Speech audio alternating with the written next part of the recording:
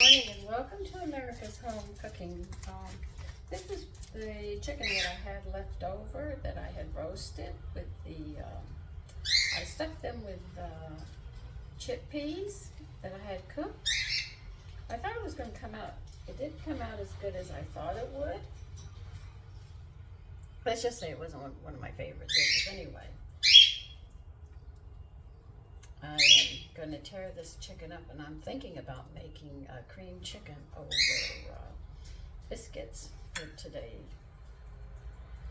But I don't want to waste any of this, so I'm going to tear the skin off the chicken here. But I do have to say one thing. The chicken came out really nice.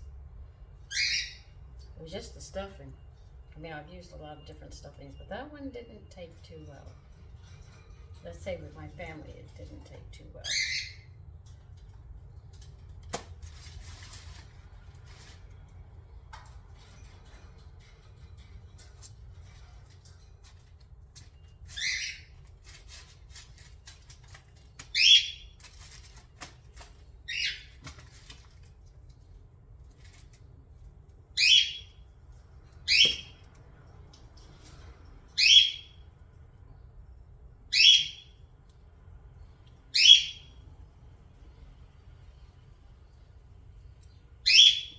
If the gristle's really tender, I would leave it in the, whatever you're doing with leftover chicken. I can do it with this, no big deal.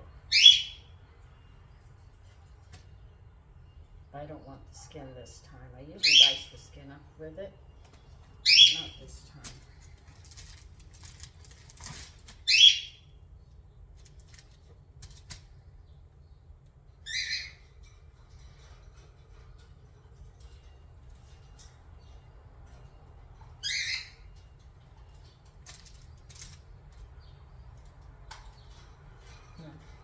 Let me finish tearing this chicken up and I'll be back.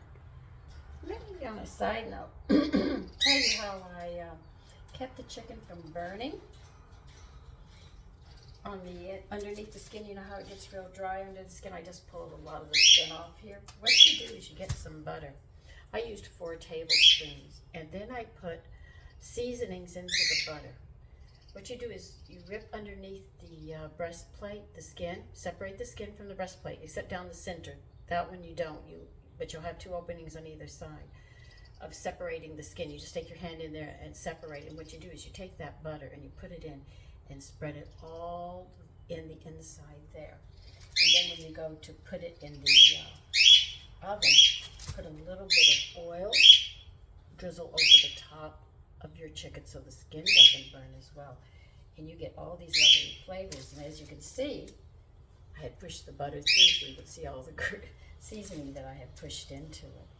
That was a trick that I had learned from an American Indian recipe, and they said this is how they did it to keep the breast of the animal the bird from drying out, and it really does work, and it gives a nice flavor to the meat. Little side note. Okay, you're going to need 2 cups of milk, and you're going to need a stick of butter.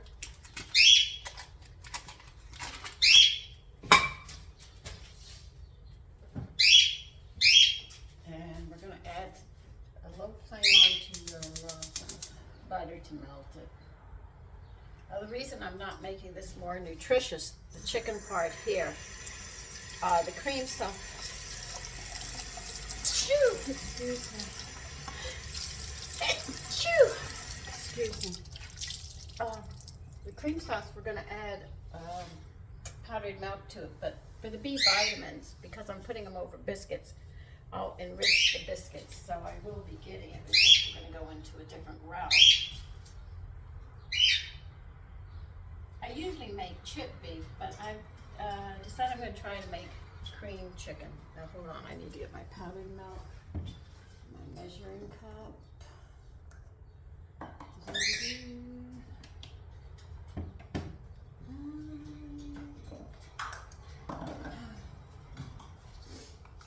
Okay, let's see. Need 1/4. Gonna need the whole amount.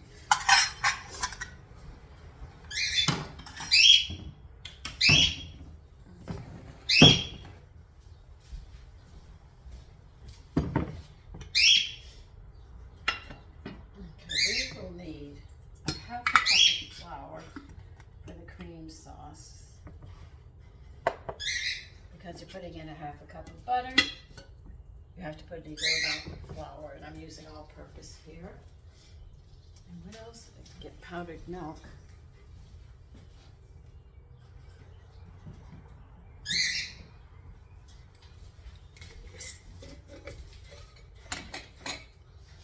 And I am going to put in 1/4 of a cup of powdered milk into my regular milk right here. There should be no problem at all.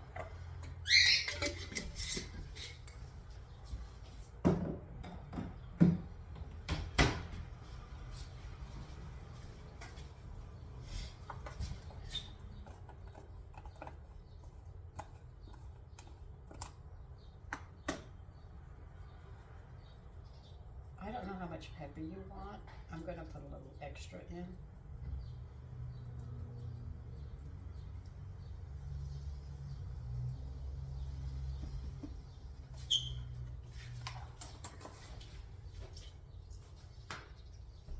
Salt I'm going to need.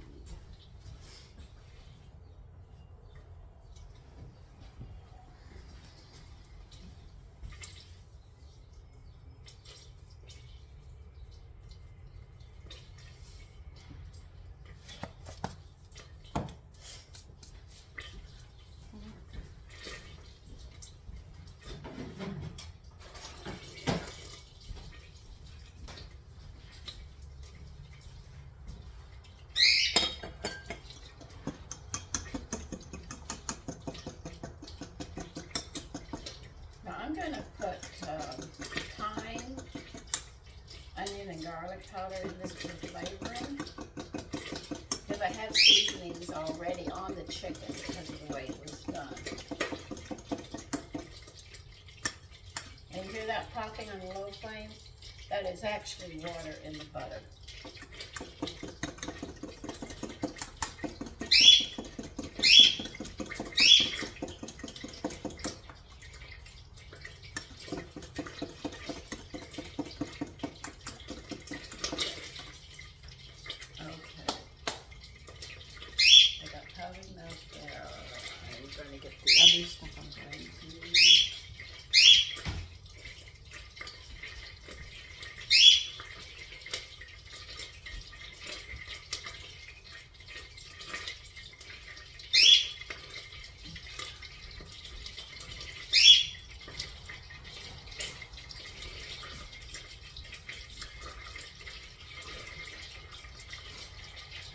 Now I'm going to use a drier biscuit recipe this time because the cream sauce I'm going to pour over it, which is going to moisten them up. So I'm going to have the biscuits on another, it's almost the same recipe, but it's slightly altered.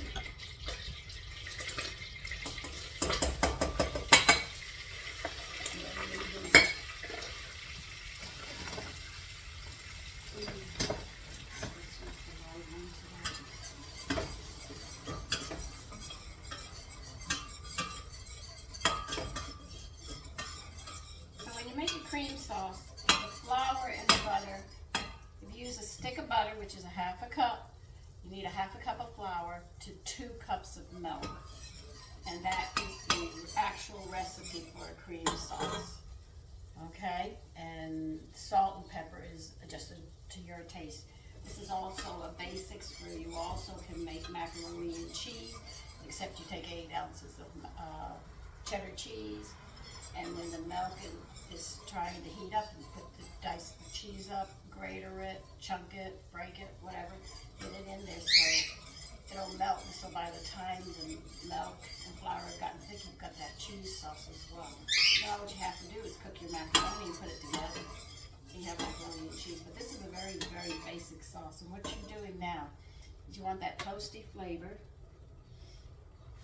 to come through with the flour, and you will smell it. Just give it time, and the butter will toast that flour. It'll have a nice nutty taste.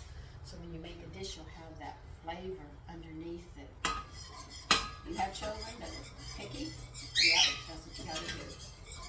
Now I know I've talked about kelp, and a lot of people hate the taste of kelp. They say it has a fishy taste, and everything else. You don't see me using it off. I actually use it every day. It's just that you don't see everything that I put into it.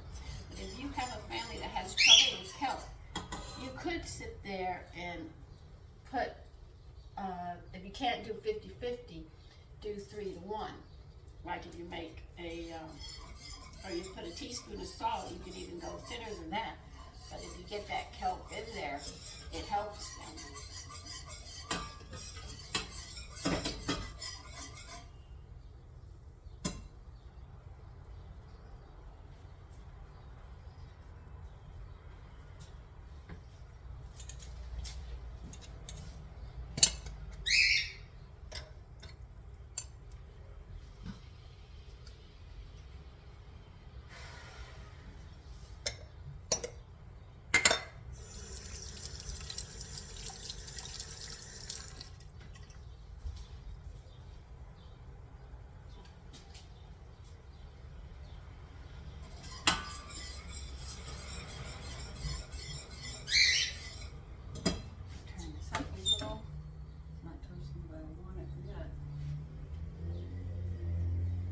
For that flavor of toasted flour.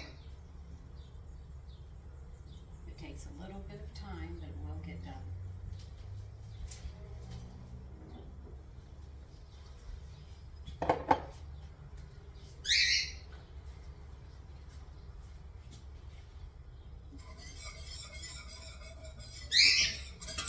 Now it's started. Now on the cream chicken that I'm making, if you wish, you could serve vegetables on the side, or you could get some frozen peas and carrots, cook them, and throw them in, or if there's another vegetable you wish to put in it, or if you wish you want to dice chives into it, or gee, as you can see, you can go many different directions, or you can serve a salad next to it, or you can serve hot vegetables if you don't want to put the vegetables into it. So you have many different varieties and ways that you can serve this meal.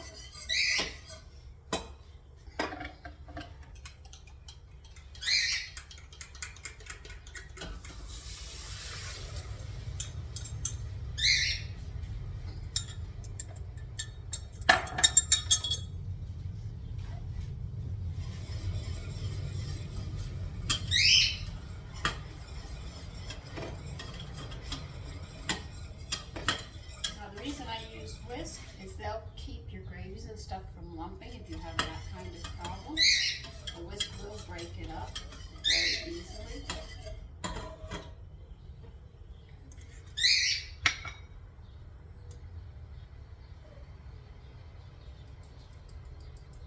That's about a half a teaspoon. Thyme. I'm using thyme because of the seasonings that I had used previously when I did the chicken. And this is about a teaspoon of onion powder.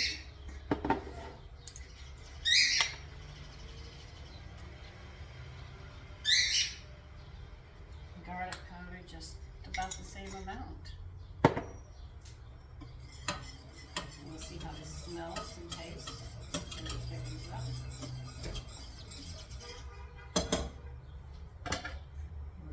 Chicken in and let it get hot with it.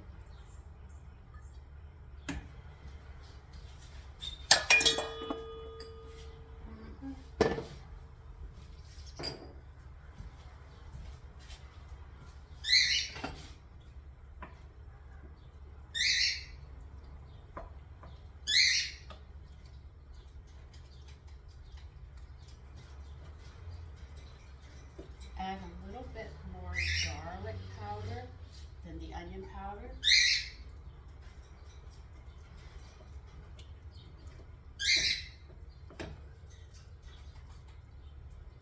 Oh, I hope this is good.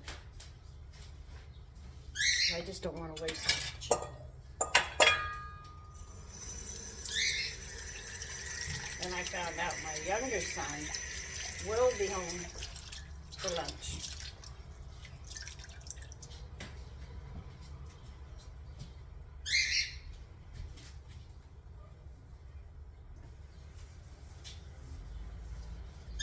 So I knew I would have to do it this way.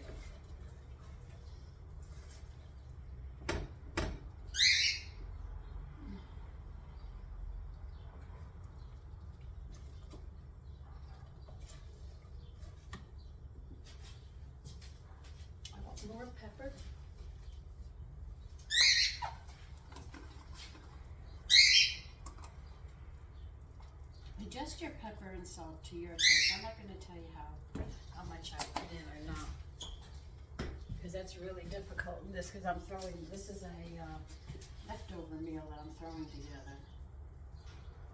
So I don't want to sit there and give you exacts in that aspect.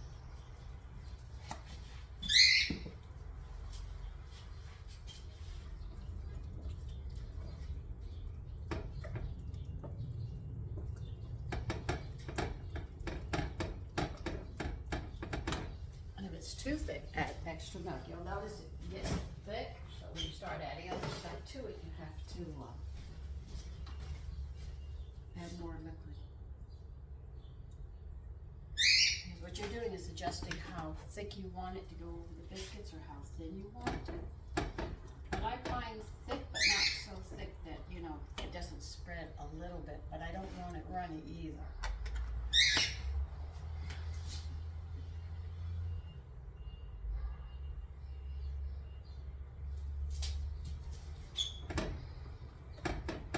Do be careful because it is a cream sauce. It will burn.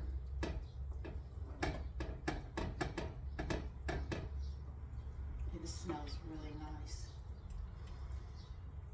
I like the smell of the thyme with the chicken, the garlic, and the onion. I think that is it.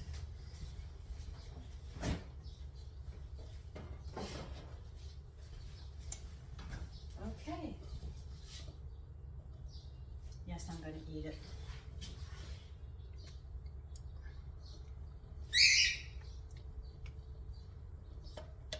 That came out really nice. We get a lid for that, and we'll put that on the side because it is. Where did I put my lids? Oh.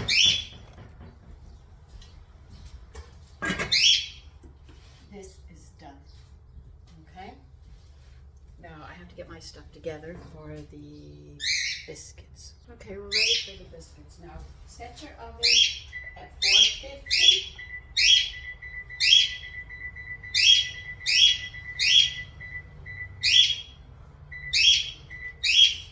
Okay, we are going to need 2 cups of flour. Let me get this out.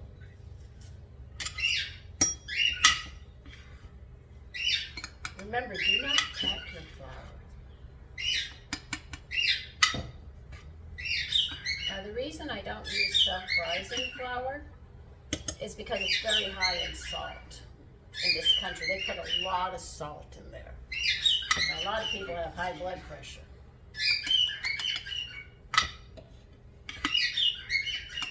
And they can't take those. So when I do it this way, I just control everything.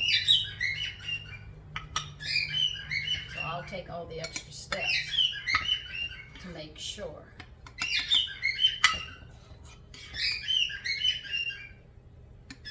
But I did find a self-rising, self-rising, and it has no salt in it. I'll show you that one. That was really nice to find one like that. And I made it, but you have to make it yourself. You can't buy it. You have to make it yourself. And I just thought that that was great, because then, once again, you can control your own salt. If you have it runs in your family, it's because you're just getting too much salt, and you've got to cut back on that salt. All right, we have 2 cups here.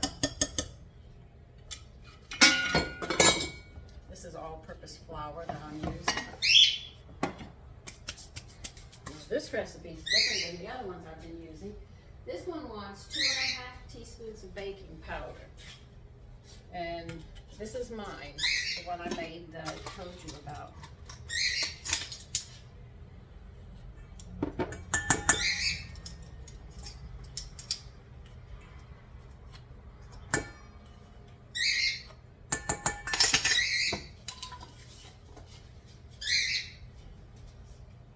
And they want a teaspoon of salt. This is, as you can see, this is almost like the other ones that I make, but not quite. Okay, now we're going to add 2 tablespoons to this one of wheat germ.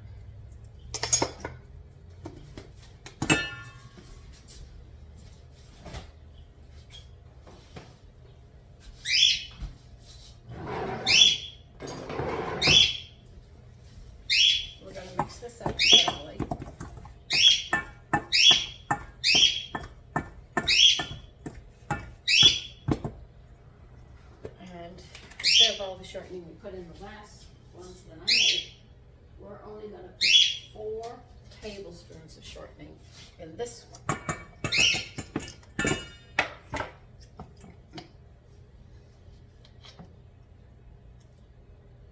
So these will be drier to go with what I've done here.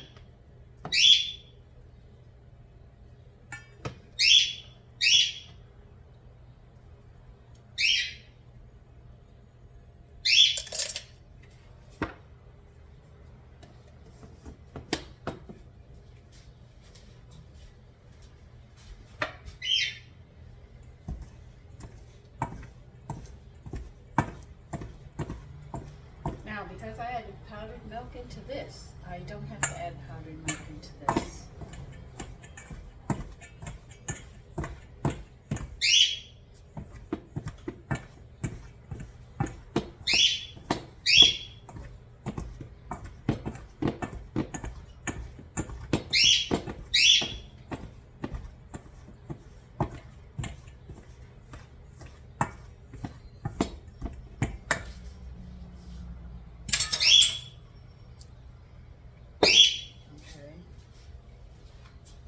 And we're only going to use 3/4 of a cup of milk.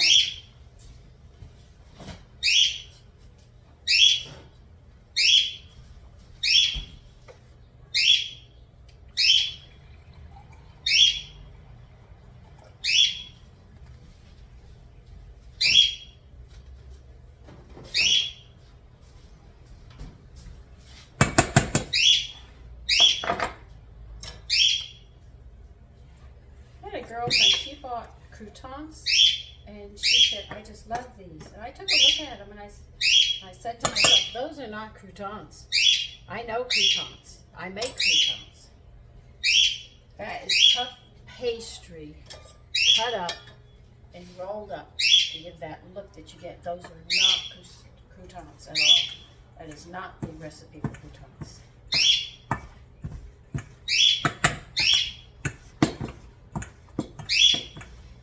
Croutons are not huge. They're small little rolls. They're not these big ones that they make today. No, no.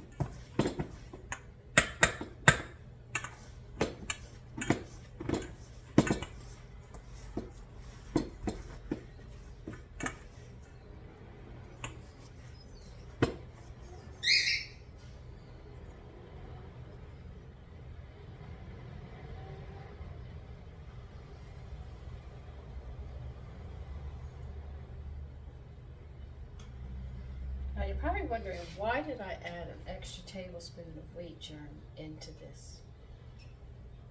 You want to take a guess? All right, I'll tell you. Your liver produces 1 tablespoon of lecithin a day for fat. And it comes from 2 little B vitamins. Lecithin is literally made from 2 little B vitamins. It's a byproduct of paint, believe it or not, because if you leave it in, it smudges, so they have to remove it. Now, because there is so much butter in this, you saw me, I put a whole stick in it. I want a cover for it. Plus I got shortening in here, so there's a lot of fat in this meal. And then if I serve a salad with it, that's more fat because you're going to put a dressing on. So I said I better add an extra tablespoon of wheat germ, which is loaded with B vitamins. That's why I did it. I'm just going to ball this up and we're going to pat this out.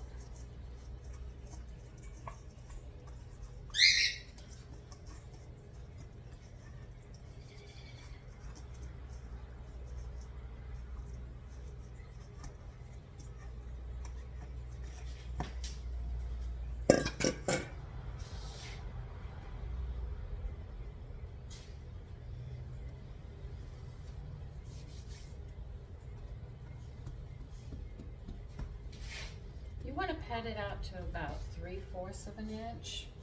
I'm never exact, but anyway, they say about 3/4 of an inch. Always make sure you have some flour on the sides so you can dip your butter into it. It keeps them from sticking, makes it easier for them to come out. See?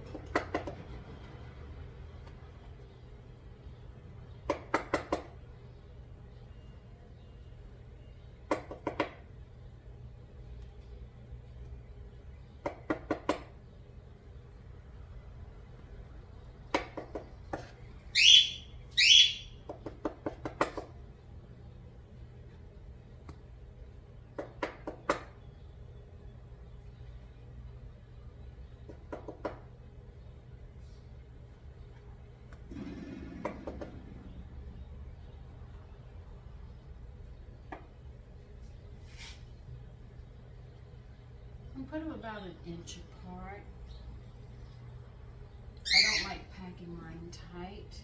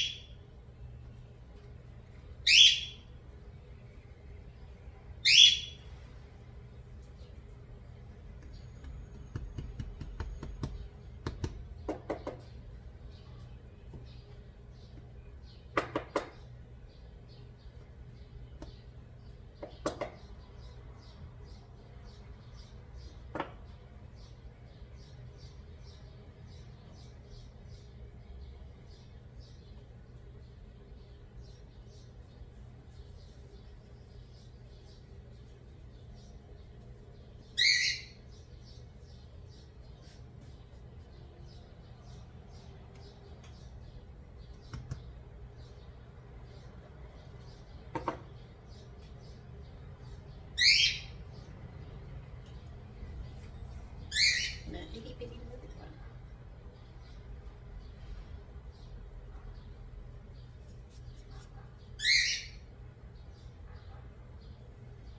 And we'll wait till that hits 450 and we'll put them in and I'll check how long they cook. Biscuits are one of the easiest quick breads you can learn. This recipe I just gave you was the first one I learned on.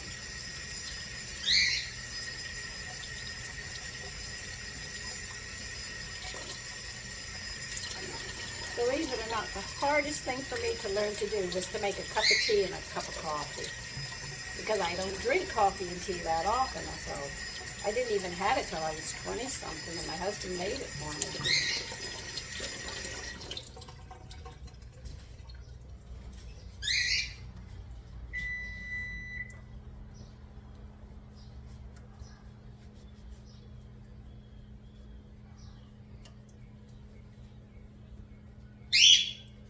Okay, let's get them in. And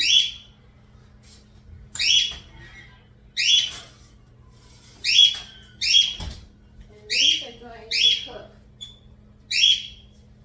for 10 to 12 minutes and then I'll be back.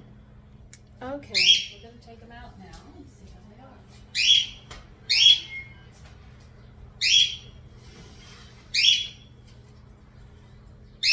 Remember, when you open your oven door, you pull the tray out. Do not set anything on your oven door because it will break.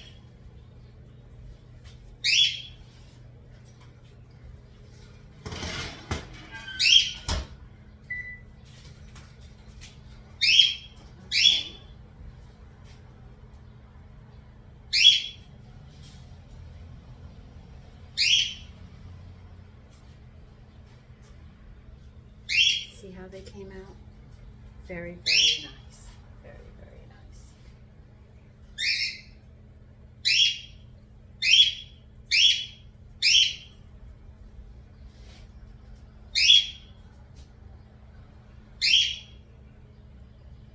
They are flaky, but you can taste that they are a little bit more on the dry side than the other muffins that I make. But like I said, the reason that I'm doing these is because this is the cream sauce. And when you pack it for lunch, you can't sit there and have these too moist or they become mush by the time they get around to eating them. Well, I'm going to finish eating this biscuit and take care and have a lovely day.